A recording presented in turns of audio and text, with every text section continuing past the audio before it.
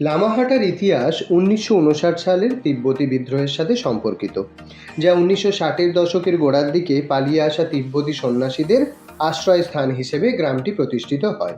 লামাহাটা নামের অর্থ লামা বা বৌদ্ধ সন্ন্যাসীদের কুঁড়ে ঘর, যা এই সন্ন্যাসীদের অতীতকে প্রতিফলিত করে। 2012 সালের দিকে গ্রামটি জনপ্রিয় ইকো ট্যুরিজমে পরিণত হয় পশ্চিমবঙ্গ সরকার দ্বারা। লামাহাটা প্রথমে ধ্যান ও আধ্যাত্মিকতার স্থান ছিল, যার প্রমাণ এর নাম এবং বৌদ্ধ সন্ন্যাসীদের উপস্থিতি। স্থানীয় বাসিন্দারা বৌদ্ধ সন্ন্যাসীদের মতো পোশাক পরতেন। ভুল করে সকলকে লামা ভেবে ব্রিটিশরা সম্ভবত এইরকম নামকরণ করেন। লামাহাটা ছিল একটি ছোট্ট গ্রাম, যেখানকার প্রধান বাসিন্দারা ছিল শেরপা, ইয়ালমো, তামাং, ভুটিয়া এবং দুপ্পাদের মতো উপজাতি সম্প্রদায়। তাদের জীবিকার প্রধান উৎস ছিল কৃষিকাজ এবং গবাদি পশুপালন।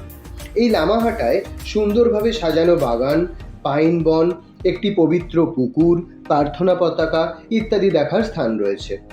দার্জিলিং থেকে প্রায় 23 কিমি দূরে অবস্থিত এবং এর উচ্চতা ছিল প্রায় 5700 ফুট।